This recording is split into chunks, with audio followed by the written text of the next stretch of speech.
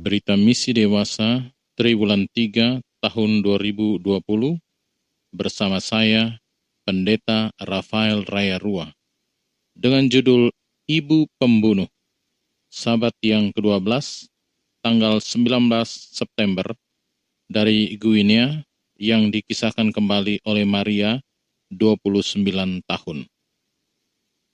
Ibu sangat marah ketika dia mengetahui dari sepupu Hamadou bahwa putrinya Maria memiliki Alkitab.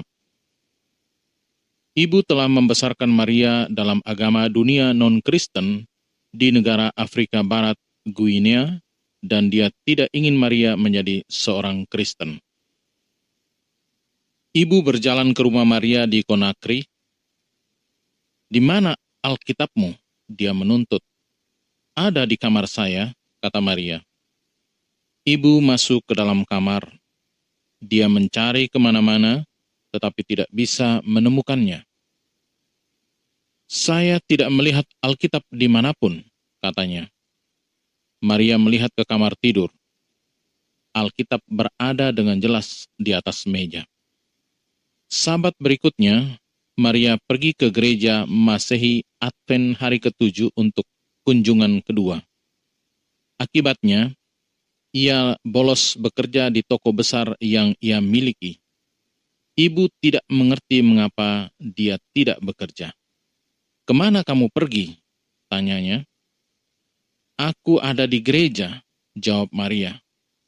Ibu tampak kesal. Maria tidak tahu bahwa agama keluarganya menentang agama Kristen dan bahkan mengajarkan bahwa membunuh anggota keluarga yang telah menjadi Kristen adalah hal yang patut dipuji. "Ibu, saya senang bekerja selama seminggu, tetapi saya tidak bisa bekerja pada hari Sabtu lagi," katanya. Sejak hari itu, ibu mulai memukulinya. "Aku lebih suka melihatmu mati daripada melihatmu mempermalukan kami," katanya. Ketika pemukulan itu tidak mengubah pikiran Maria, ibu memblokir rekening banknya. Maria, yang terbiasa menjalani pola hidup mewah, mengungkapkan kebingungan ketika dia kehilangan akses mendapatkan dana. Ibu menyalahkan masalah itu pada orang Advent. "Orang-orang Kristen itu entah bagaimana berhasil mencuri uang Anda," katanya. Maria tidak mundur dari keyakinannya. "Saya telah belajar bahwa ketika Anda memiliki masalah, Anda harus berdoa dan memberikannya kepada Yesus," katanya. Pemukulan berlanjut. Kemudian ibu memanggil suami Maria, seorang poligami yang tinggal bersama istrinya yang lain di Jerman. Setelah panggilan telepon, dia memberi Maria sebuah ultimatum. "Pilih antara aku dan Tuhanmu, Yesus," katanya.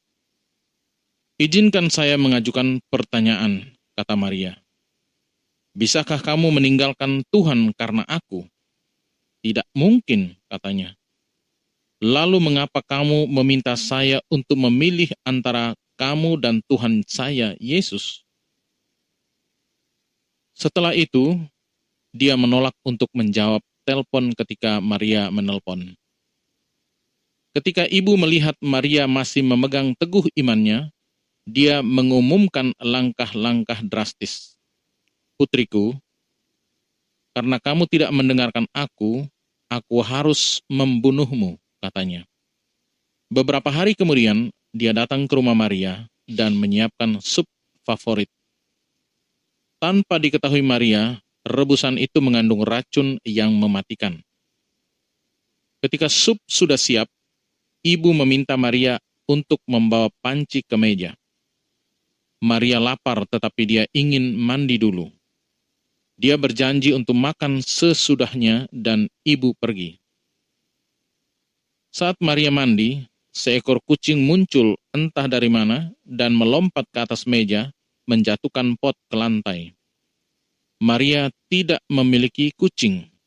Malam itu, ibu menelpon untuk menanyakan bagaimana perasaan Maria. Aku baik-baik saja, sangat baik, kata Maria. Keheranan ibu terlihat jelas melalui telepon. Beberapa hari kemudian, sepupu Hamadou menuangkan racun ke dalam botol air minum Maria. Setelah minum, Maria membungkuk dengan sakit perut yang parah.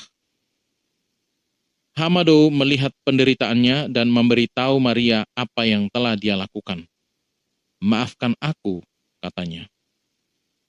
Dukun itu memintaku untuk memasukkan obat ke dalam air minum kamu untuk membersihkan tubuhmu. Segera Maria memanggil pendeta Jacob Gebale, ketua gereja Masehi Advent hari ke-7 di Guinea, untuk mendoakannya.